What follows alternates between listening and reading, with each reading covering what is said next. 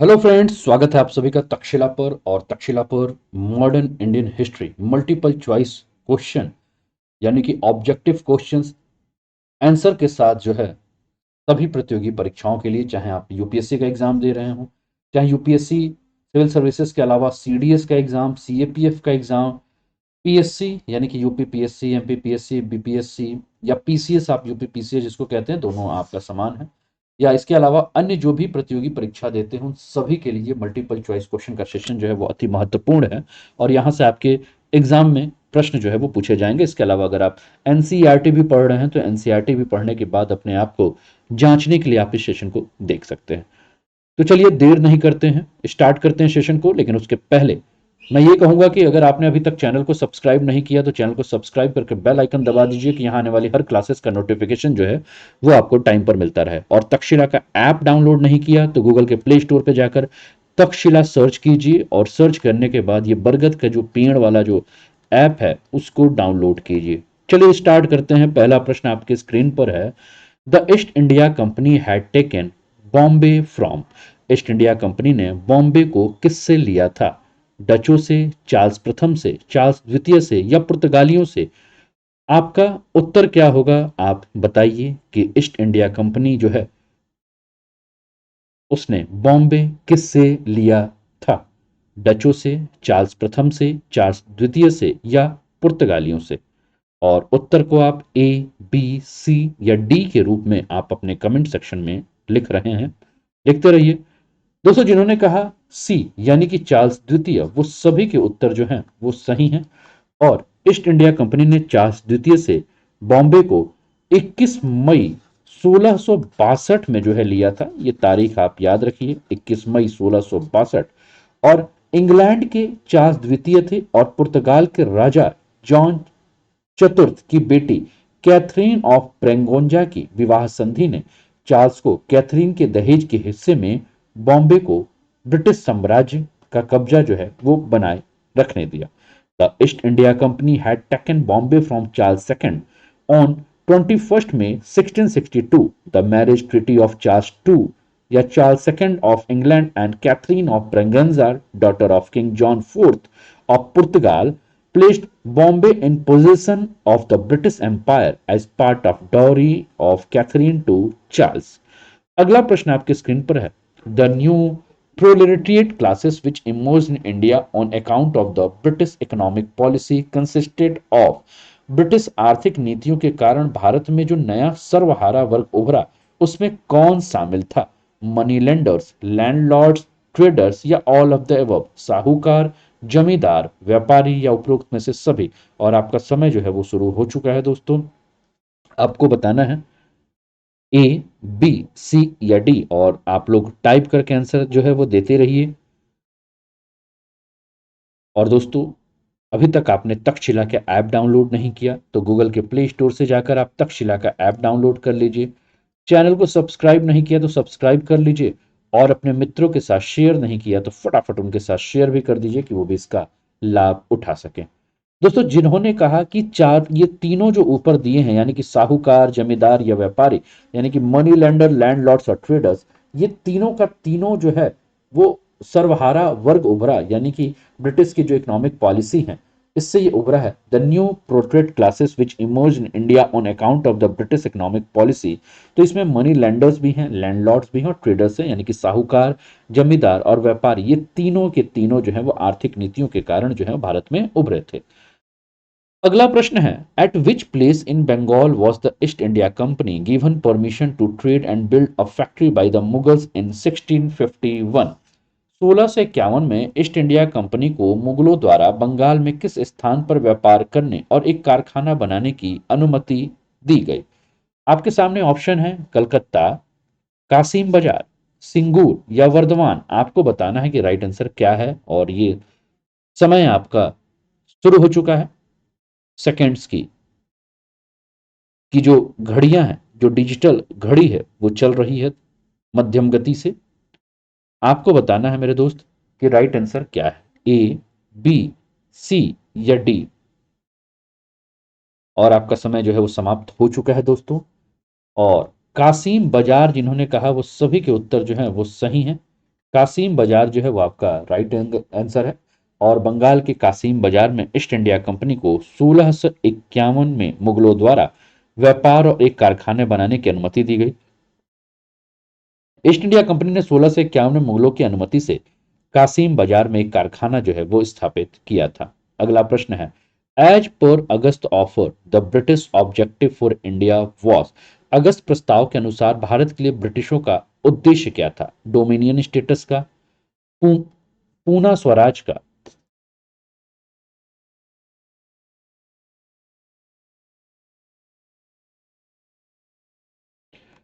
Responsible government यानी कि एक जिम्मेदार सरकार का, या प्रोविंशियल अथॉरिटी या प्रांतीय प्राधिकरण का? आपको बताना है कि राइट आंसर क्या है और आपका समय जो है वो स्टार्ट हो चुका है।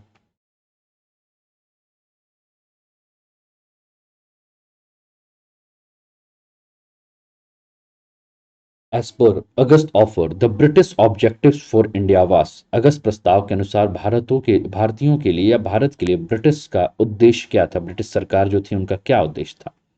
दोस्तों जिन्होंने कहा ए डोमिनियन स्टेट, वो सभी के उत्तर जो है वो सही हैं। अगस्त प्रस्ताव आपको याद है 1940 में जो है वो ब्रिटिश सरकार के द्वारा जो है वो दिया गया था, और ये प्रस्ताव था जिसमें भारत के वायसराय की कार्यकारी परिषद के विस्तार में अधिक भारतीयों को शामिल करने की बात की गई थी। एक सलाहकार युद्ध परिषद की स्थापना करने की बात, अल्पसंख्यक राय को पूर्ण महत्व देने की बात, मान्यता देने का जो है वो वादा किया गया था। भारतीयों को अपना संविधान बनाने का अधिकार जो है वो युद्ध की समाप्ति, कौन सी युद्ध? सेकेंड वर्ल्ड वॉर की समाप्ति के बाद जो है ये कहा गया था कि भारतीय जो है वो अपना संविधान बना सकते हैं।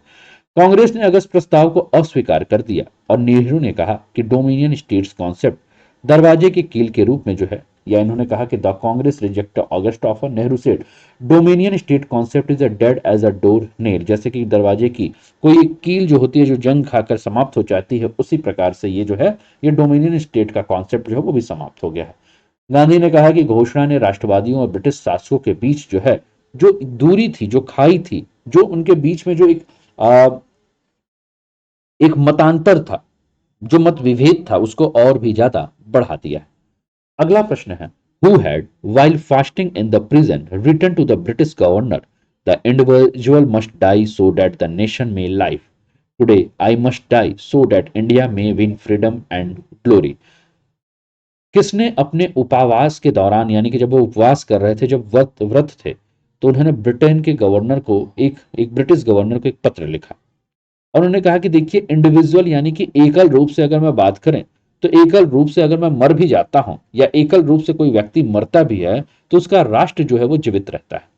आज अगर मुझे एकल रूप से मरना होगा, तो ये भारत की स्वतंत्रता और गौरव को मेरा बलिदान जो है वो अर्पित है या उसको प्राप्त होगा। ऐसा करके ये प्रश्न है, आपको बताना है कि स्टेटमेंट किसके द्वारा कहा गया था? जतिन दास, लाला लाजपत राय, मोहनदास करमचंद गांधी या सुभाष चंद्र बोस? और आपका समय शुरू होता है अब।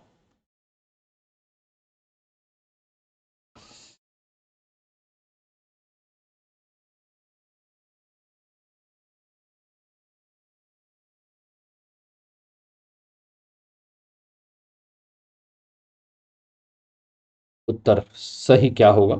और दोस्तों जिन्होंने कहा, जिन्होंने जतिन दास टिक किया है, टाइप किया है, वो सभी के उत्तर जो है वो सही। और जतिन दास ने जेल में उपवास के दौरान ब्रिटिश गवर्नर को एक पत्र लिखा और उन्होंने कहा कि अगर मुझे मरना होगा तो मैं मर सकता हूं, मेरे मरने से राष्ट्र जो है वो जीवित रहेगा, और अगर आज मुझे मरना होगा तो मैं मर भी जाऊं तो भारत की आजादी और उसको गौरव मिलेगा मेरे इस त्याग के बाद, मेरे इस बलिदान के बाद। अगला प्रश्न है, the Indian naval mutiny against the British टूक प्लेस इन द ईयर। अंग्रेजों के खिलाफ भारतीय नौसैनिक का विद्रोह कब हुआ था? 1857 में, 1919 में, 1946 में या 1947 में? आपको बताना है दोस्त कि राइट आंसर क्या है।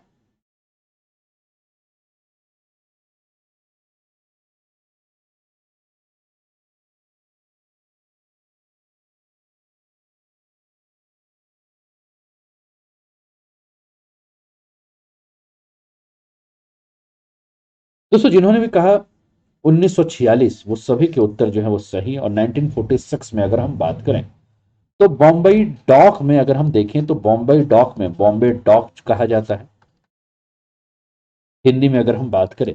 तो हिंदी में इसे बॉम्बई डॉक कहा जाएगा। तो नौसेना का जो रेटिंग विद्रोह है वो 1946 में जो है वो आपका शुरू हुआ था। और मूल रूप से अगर हम बात करें तो इसमें जो नाविक थे, इन नाविकों को जो भोजन दिया जा रहा था, इस भोजन के की जो क्वालिटी थी या जो गुणवत्ता था, उस गुणवत्ता से जो है वो नाविक जो थे वो क्या थे, आपके असंतुष्ट थे। और इसी के खिलाफ इन्होंने क्या किया, इसका विरोध किया। और ये विद्रोह जो है वो जल्दी ही, अगर हम देखें तो था तो केवल भोजन के खिलाफ, लेकिन धीरे धीरे इस विद्रोह को अगर हम देखें तो ये आगे बढ़कर ब्रिटिश शासन के खिलाफ जो है वो विद्रोह बन गया। अगला प्रश्न है, the land was owned by temples known as, भूमि का स्वामित्व मंदिरों के पास जो रहता है उसे कौन सी भूमि कही जाती है? देवस्वामी, ब्रह्मस्वामी, चरिकली या कनम? आपको बताना है कि राइट आंसर क्या है। जो भूमि मंदिर के लिए ली जाती है या जिस भूमि का स्वामित्व मंदिर के पास होता है, ऐसी भूमि को क्या कहा जाता है? देवश्रम, ब्रह्मश्रम, चेरिकल या कनम? दोस्तों जिनके दिमाग में होगा देवश्वम, वो सभी के उत्तर जो है वो सही है। देवश्वम या देवस्वामी, ये आपका राइट आंसर है। अगला है, Dyer was fill in the blanks by the government of Britain, Britain सरकार के द्वारा डायर को क्या किया गया था? जनरल डायर आपको याद होगा। सेंटेंस फॉर लाइफ, आजीवन की कारावास मिली। सेंटेंस टू डेथ, मौत की सजा हुई। रिवॉर्डेड विथ ऑनर, सम्मान के साथ उसको पुरस्कृत किया गया। रिलीव्ड ऑफिस सर्विस, उनको सेवा से मुक्त कर दिया गया। आपको बताना है कि राइट आंसर क्या है। जनरल डायर को, जनरल डायर आपको याद होगा, Punjab disturbance, General Dyer, Jallianwala Bagh हत्याकांड 1919, जब इसने गोली चलवाई थी निहत्थे बुजुर्गों पर, महिलाओं पर, बच्चों पर, तो उसके बाद इसको क्या किया गया? दोस्तों अगर आपके दिमाग में डी आंसर है तो बिल्कुल आप सही चल रहे हो। रिलीव्ड ऑफिस सर्विस, सेवा से जो है वो मुक्त कर दिया गया था। After the Punjab disturbance, General O Dyer was relieve from his office by the government of Britain, Punjab की अशांति के बाद जनरल ओ डायर को ब्रिटेन की सरकार द्वारा पद से मुक्त कर दिया गया था। अगला प्रश्न है, the capital of British India was transfer from Calcutta to Delhi in the year, British भारत की राजधानी को कलकत्ता से दिल्ली कौन से वर्ष में स्थानांतरित किया गया था? यह प्रश्न है आपके स्क्रीन पर दोस्तों। उत्तर आपके स्क्रीन पर ऑप्शन दिख रहा है, 1911, 1912, 1920 या 1925। आपको बताना है राइट आंसर क्या है। भारत की राजधानी को ब्रिटिश के द्वारा कलकत्ता से दिल्ली किस वर्ष में जो है वो शिफ्ट किया गया था? आपको एक नाम मैं बता दूं, आपने कई बार पढ़ा होगा, जॉर्ज पंचम का नाम, जो भारत आया था। और दिल्ली को अगर हम बात करें दोस्तों तो आधिकारिक तौर पर सम्राट जॉर्ज पंचम के द्वारा जो है वो 12 दिसंबर 1911 को दिल्ली को जो है राजधानी घोषित की गई। उसके पहले जो राजधानी थी वो कलकत्ता थी। दिल्ली के पहले कई साम्राज्यों की वित्तीय और राजनीतिक सीट थी और भारत का ये एक तरह से भौगोलिक केंद्र माना जाता था। भारत का भौगोलिक केंद्र दिल्ली को क्यों माना जाता था? क्योंकि पाकिस्तान उस समय भारत में था। तो ऐसा माना जा रहा था कि यहाँ से एक ऐसा सेंटर है जिससे कि हम पूरे भारतीय वर्ष को या भारत वर्ष को अगर हम बात करें तो हम उसको देख सकते हैं। अगला प्रश्न है, the transfer of government from the company to the crown was pronounced by Lord Canning November 1 1858 at, company से क्राउन में सरकार के स्थानांतरण की, क्राउन यानी कि जो आपको याद होगा कि 1 नवंबर 1858 को जो है वो कंपनी का शासन समाप्त हो चुका था और उसके बाद ताज का शासन हो गया था, ताजपोशी हो गई थी। प्रश्न ये नहीं है कि ताजपोशी कौन से वर्ष में हुई थी, प्रश्न ये है कि ताजपोशी कहां की गई थी? कलकत्ता में, दिल्ली में, पटना में या इलाहाबाद या वर्तमान अगर हम बात करें तो प्रयागराज? आपको बताना है कि राइट आंसर क्या है, ए बी सी या डी। और आपका समय जो है शुरू हो चुका है।